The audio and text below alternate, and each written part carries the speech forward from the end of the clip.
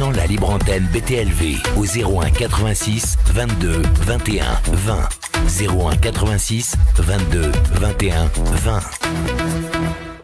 C'est la libre antenne ce soir sur BTLV et on va accueillir comme il se doit l'homme du Maybe Planet. Il s'agit bien sûr de notre ami Pascal Fechner. Salut mon Pascal. Salut Bob, salut Jocelyn, salut à tous. Bon, salut. Je suis ravi de t'accueillir une nouvelle fois. Comment ça se passe? Tout va bien? T'es heureux? Hein? Oui. Bon, t'as mangé en parole? Parce que nous on a faim. T'as déjà déjeuné et dîné ou pas? Ah ben voilà, il a déjà dîné. Voilà, tu vois, bien Jocelyn. Mangé. Ben voilà, donc Jocelyn, il y en a qui en profitent, hein, voilà, alors que nous on est là. Regardez, j'ai perdu 10 kilos. Donc certains vont dire qu'il en reste encore. Mais dans tous les cas, on est ravis de t'accueillir, mon Pascal. Alors, une actualité riche cette semaine sur l'ufologie, a commencé par la déclaration d'Anna Paulina Luna. On en a fait un article là, sur BTLV, tu voulais y revenir? Ouais, Anna Paulina Luna qui devient un personnage central du dossier UFO, en tout cas de la politique américaine et du dossier UFO. Bon, alors il faut lui reconnaître déjà que c'est une jeune femme magnifique, ça peut aider pour communiquer et faire passer ses idées. Elle a donné une interview il y a pas très très longtemps, une interview qui a duré une trentaine de minutes et à la fin de l'interview, le journaliste a voulu la questionner, l'interroger sur son intérêt sur le dossier OVNI. Alors, première chose, déjà, c'est vrai que quand tu lui poses la question, elle explose de rire. Bon, moi, je trouve que si le sujet est vraiment si tendu qu'elle le dise, c'est pas spécialement source à rire. Et puis, elle va faire des déclarations un petit peu particulières, comme quoi elle a fait des recherches non classifiées et que pour elle, bon, bah, c'est une évidence, il y a du matériel non terrestre qui survole le ciel américain. Elle indique également que pour elle, parler d'extraterrestres, c'est peut-être pas le bon terme, qu'elle est plutôt sur des êtres interdimensionnels, qu'elle donne un côté christique à tout ça. Bon, c'est un discours qui est en train de se polisser gentiment chez certains politiques américains. Donc, enfin, la question qu'il faut se poser avec Anna Paulina Luna, qui est une Trumpiste à fond, soyons clairs, c'est croit-elle réellement à l'intérêt du dossier UFO ou est-ce que c'est un dossier supplémentaire pour faire du buzz, pour taper sur les autres et pour dire on fera bien mieux si nous sommes au pouvoir? Je me pose encore la question concernant cette personne. Après, n'oublions pas quand même, Pascal, que Anna Paulina Luna est hispanique et que souvent les Mexicains ont un œil très porté sur la religion quand même. Donc voilà, donc le côté interdimensionnel, interchristique, etc., c'est quelque chose qui revient très souvent. J'ai encore écrit un article sur la Bolivie, un truc qui s'est passé à La Paz, c'est-à-dire qu'ils voient des phénomènes christiques, paranormaux un peu partout. Donc on peut imaginer qu'elle n'a pas dit extraterrestre, mais interdimensionnel, ça veut dire beaucoup de choses, quoi, quand même. Ouais, enfin, elle dit qu'elle a des origines hispaniques, oui, mais elle a aussi des origines germaniques, puisque son grand-père a été enrôlé pendant la Seconde Guerre mondiale. Ça lui a valu quelques démêlés avec certaines associations juives. Enfin, voilà, après on peut remonter sur toutes les origines qu'on veut, on a tous un petit peu des airs de quelque chose, quoi. Donc j'ai l'impression qu'elle est quand même très dans le buzz, et que ce dossier, encore une fois, c'est un bon coup de buzz pour elle. Voilà, on verra ce qu'il en est pour la suite. Dans l'actualité, il y a un monsieur qui revient souvent, c'est Tim Burchett. Que se passe-t-il avec lui, mon Pascal? Alors, déjà, sa veste est très moche. Ça, il faudrait quand même. Pourtant, elle vaut une fortune, c'est Carhartt, je peux te dire que ça vaut cher. J'entends, mais là, non, monsieur Burchett, là, il faut prendre un communicant en veste. Non, concrètement, Tim Burchett qui était très à la pointe. C'est lui qui a mené l'audience avec David Grush en juillet. Et là, il a fait 2 sorties que j'ai trouvées intéressantes. Alors, on pourra dire que j'entends ce que je veux, mais on entend tous un petit peu ce qu'on veut. Il a fait une interview qui est un petit peu passée sous les radars, dans la chaîne Project Unity, dans laquelle, à un moment, il annonce que pour lui, il y a des documents qui sont transmis à des activistes UFO avec un large following, que ces activistes transmettent les photos, les vidéos sans trop réfléchir à ce que c'est, et que en fait ils joueraient peut-être le jeu de la désinformation sans même le savoir. Alors bien sûr, l'animateur va lui demander mais de qui parlez-vous, de quel activiste? Il se gardera de le dire, mais après on va poser la question à l'animateur de cette émission qui dira pour moi il parlait de Jeremy Corbell. Jeremy Corbell, bien sûr, va revenir sur les déclarations de l'animateur en disant absolument pas, j'ai eu Tim au téléphone, on en a bien rigolé ensemble. Mais c'est vrai que quand tu regardes ce passage, ça ressemble quand même à ce que fait Corbell. Donc ça, c'est une première chose. Et deuxième chose, il y a eu une conférence, enfin un briefing classifié il y a quelques jours. Et avant ce briefing, Tim Burchett a été interviewé et il a dit concrètement, moi j'attends pas des petits hommes verts, j'attends pas des soucoupes volantes, mais je veux qu'on m'explique à quoi ont servi ces millions de dollars qu'on a pris aux Américains sur des programmes qui semblent hors de contrôle par rapport au Congrès. On sent un petit changement sémantique sur le discours de Burchett. Mais je vais te dire un truc, je vais te le dire du côté français, je pense que cette histoire et cette politique ovni qu'il y a actuellement, elle va partir en sucette parce qu'il y a de l'argent qui est dépensé. Les Américains détestent, mais détestent absolument qu'on dépense l'argent du contribuable sans qu'on ait des informations. Alors là, j'ai vu, et on en a fait un papier aujourd'hui, que les archives nationales américaines tenaient à disposition du public des dossiers ovni, etc. Parce qu'ils sont obligés. Aujourd'hui, il y a de l'argent qui est dépensé et il faut bien justifier cet argent parce que les Américains, ils aiment pas l'argent qui est dépensé. Ils veulent savoir où va le dollar. Et là, ça part en sucette. J'ai la sensation que l'argent va prendre le pas, les problèmes financiers et qu'on va nous dire un jour, bon, on arrête tout avec cet argent qui est dépensé à tort et à travers. J'ai la sensation que ça va partir comme ça. C'est déjà ce qui s'est passé à l'époque d'Harry Reid, quand ils ont arrêté le programme ASWAP à ETIP. Alors ça n'a pas été dit au public parce que je pense que les instances ont dit, mais si le public sait qu'on a dépensé 22 millions sur ce type de choses, on va se faire déglinguer.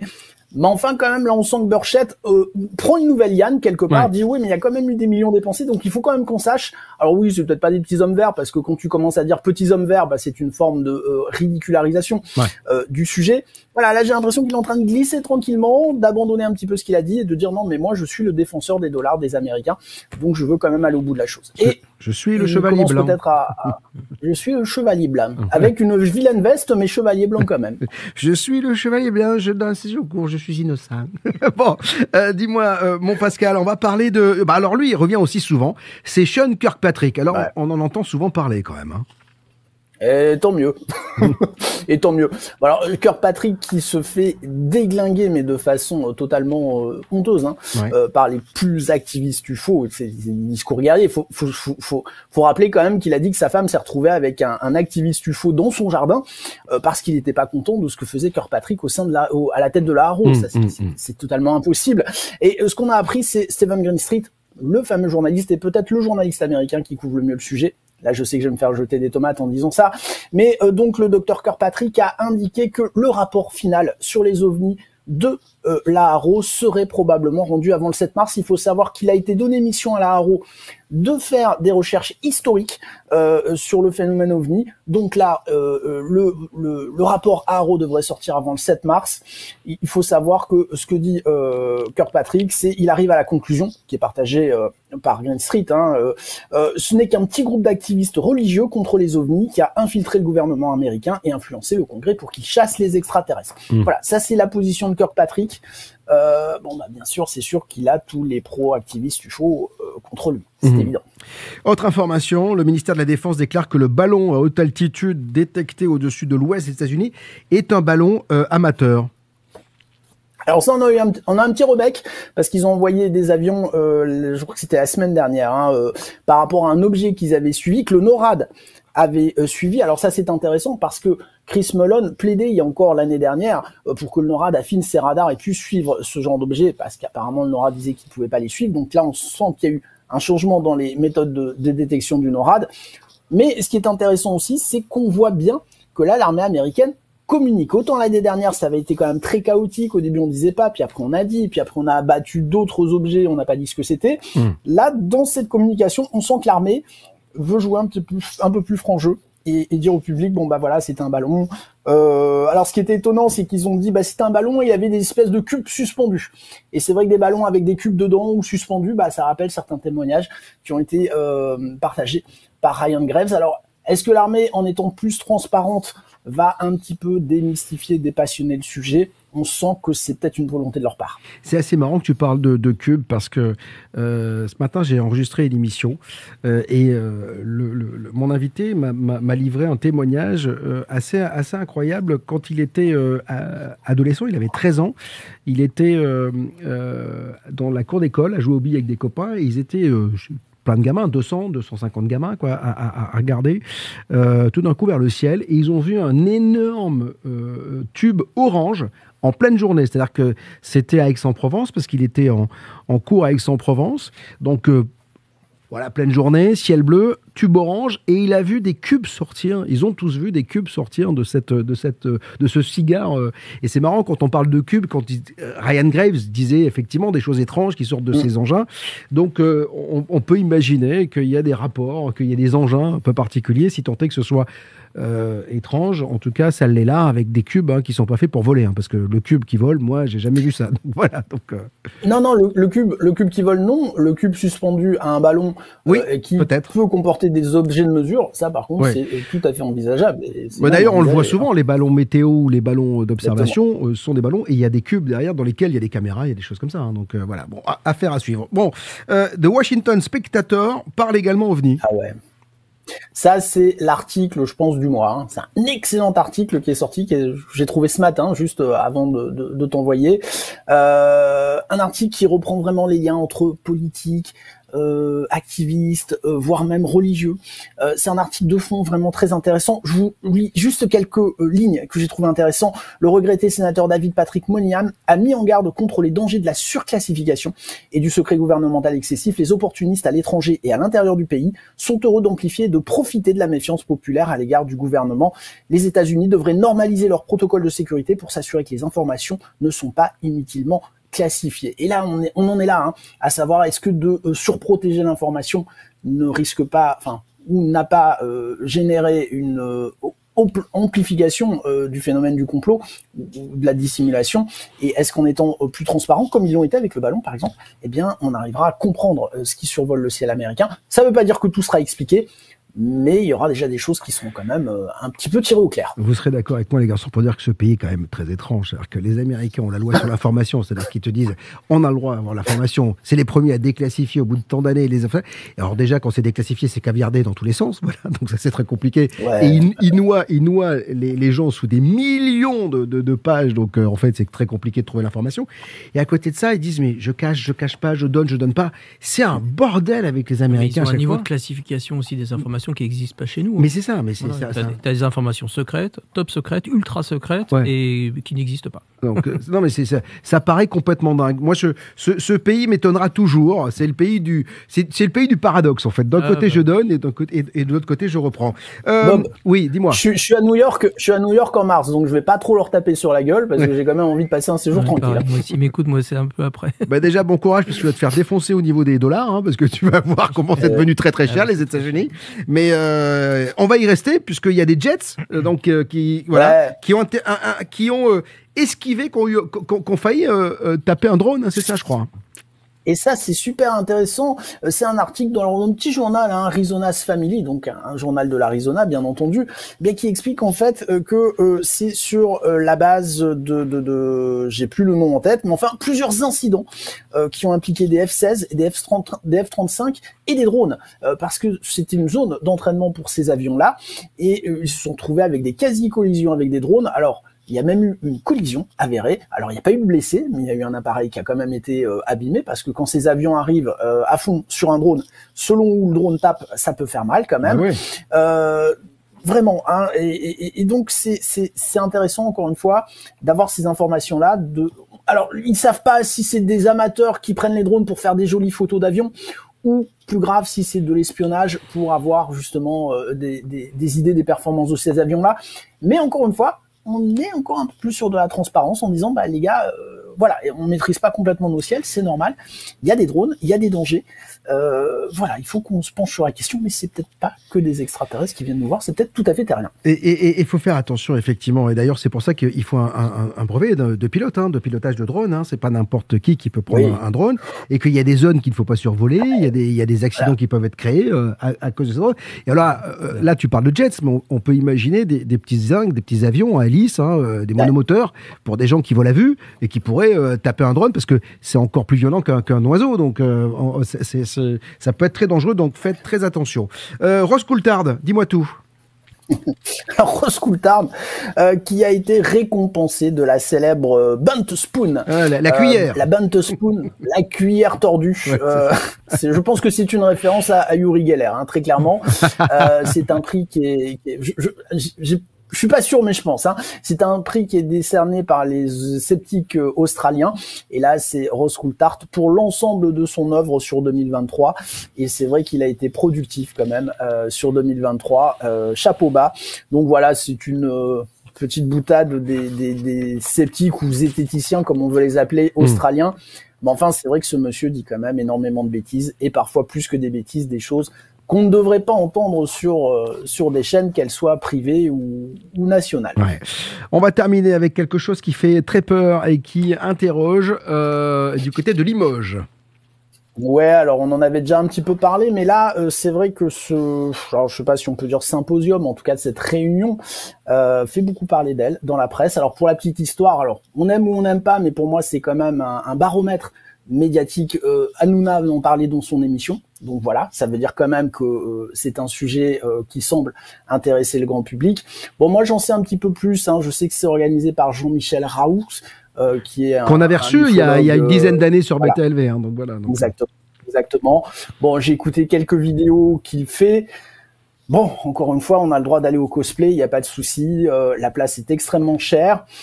Les ambitions de ce colloque sont complètement stratosphériques sur le coup. Voilà, donc encore une fois, moi j'ai envie de dire au public, on a le droit de rêver, on a le droit d'aller où on veut, on a le droit de dire ce qu'on veut. On est en France, on a une liberté d'expression. D'ailleurs, le maire, on lui a demandé d'interdire ce colloque, bah oui, et il a refusé. Il disait, je vois pas en quoi j'interdis ce colloque. Hein, donc voilà. Par contre, ça a été repris par de nombreux médias. C'est-à-dire que tous les médias lui sont tombés dessus. Pas interdire, mais il faut l'encadrer peut-être. Faut dire de quoi il s'agit. Oui, c'est ça. Donc, je crois que c'est ça. Et surtout rappeler que cette ufologie, parce que moi c'est ça qui me fait peur quand les médias s'emparent d'un sujet de c'est celle qui apparaît et qui devient numéro 1, c'est ça le problème. C'est que voilà, c'est pas l'ufologie, c'est une certaine ufologie, elle existe, il y a les galactiques, il y a ces gens-là qui sont en contact, machin, mais c'est pas l'ufologie dans sa globalité. Voilà. Mais encore une fois, moi je condamne pas cette ufologie parce qu'il nous arrive, on a une émission avec Angie Vaudan qu'on a postée qui fait un carton, on a plein de gens qu'on reçoit. Mais enfin, encore une fois, c'est savoir à qui tu t'adresses et quand il y a des gens qui sont pas capables d'écouter tous les discours. Et on ne fait pas le distinguo dans ce type de réunion. En tout cas, il faut que... Je voulais dire à tous ceux qui vont y aller, parce qu'ils ont le droit d'y aller, et c'est tant mieux si ça fonctionne, mais prenez ça avec beaucoup de recul et du discernement. C'est-à-dire qu'il faut toujours avoir son propre avis. C'est-à-dire que c'est pas parce qu'on en parle ici qu'on a la science infuse. Hein. Attention, on est peut-être complètement à côté. Peut-être que les galactiques existent véritablement, qu'ils dirigent la planète, qu'il y a des vaisseaux au-dessus de la Terre, etc. Enfin, et on s'en percevra peut-être plus tard qu'on était nous dans le faux et qu'eux étaient dans le vrai. Mais quoi qu'il en soit, ayez beaucoup de recul par rapport à discernement. Discernement, ouais. Bob, juste une chose. Moi, je suis prêt, encore une fois, je suis prêt à tout entendre, je suis prêt à tout accepter dans la mesure où le niveau de preuve est acceptable, et je suis prêt à débattre avec n'importe qui. J'ai proposé à David Rousseau, je propose à Nicolas Turban, à Danan, même à Jean-Michel Raoult de débattre. Il n'y a pas de souci. Mais un débat constructif et non ad hominem. Le problème, c'est que ces gens-là ne semblent pas accepter ce débat-là. Voilà, c'est ça qui est un petit peu dommage pour qu'ils nous expliquent les tenants, les aboutissants. Moi, je suis pour la discussion, mais pour l'instant, elle semble difficile. Le problème du débat, d'un tel débat, c'est qu'il en sortira rien du tout, parce que de toute façon, d'un côté, toi, tu as tes arguments, il va avoir les leurs, et après, c'est le public qui va trancher et qui dira, moi, je penche sur l'un ou l'autre. Mais de toute façon, on est sur des choses tellement... Mais moi, je le vois depuis 10 ans sur BTLV, on travaille quand même sur une matière qui n'est pas palpable. Enfin, c'est toute la difficulté que l'on rencontre, nous, quotidiennement. C'est-à-dire que entre eux, effectivement, je donne du rêve et il faut avoir l'esprit qui serait enchante par des choses qui sont dingues, et la réalité, c'est-à-dire que moi, on me fustige parfois sur mes articles, ouais, t'es toujours en conditionnel. Mais bien sûr que je suis en conditionnel sur 90% des articles. Oui. C'est-à-dire qu'en fait, on est obligé de dire, il se pourrait que certaines informations nous disent... Enfin, on est... Mais même, je vais recevoir encore bientôt Jean-Jacques Charbonnier sur la vie après la mort. Ça reste pour moi... Même si j'espère qu'il se passe des choses, un domaine d'étude et d'interrogation. C'est-à-dire que je ne dis pas c'est pris pour argent comptant. La seule chose que l'on a par rapport à tous les autres médias sur BTV, médias officiels, parce qu'on est un média officiel, on est reconnu par l'État comme tel. On se doit, et la différence, c'est qu'on s'autorise à aborder ce sujet. Mais encore une fois, je le dis, on n'a pas de vérité, chacun a sa vérité, et il faut avoir beaucoup de recul par rapport à tout ça. Voilà, donc si vous voulez aller à ce symposium, c'est votre droit, vous y allez, et grand bien vous fasse, mais en tout cas, voilà, toujours ce petit discernement très important. Merci Pascal d'avoir été avec nous. 150 € quand même, hein, les habits de billets. Ouais, alors ça, j'imagine que le... Chez Patrice Marty, c'est 3 €. Oui, mais attention, il y a eu le truc à Paris, là, qui a coûté une fortune aussi. C'est pareil. Ouais, c'est pareil. Donc voilà, donc, et voilà, 180. Voilà, donc vous venez aux rencontres du ministère et expliquer, c'est beaucoup moins cher, je vous le dis. Donc voilà, et en plus, on vous raconte des choses qui sont vachement belles et on a de beaux intervenants. Bon, en tout cas, merci mon Pascal d'avoir été avec nous. On t'embrasse. À bientôt. Ciao, ciao. Merci à vous d'avoir été avec nous sur BTLV.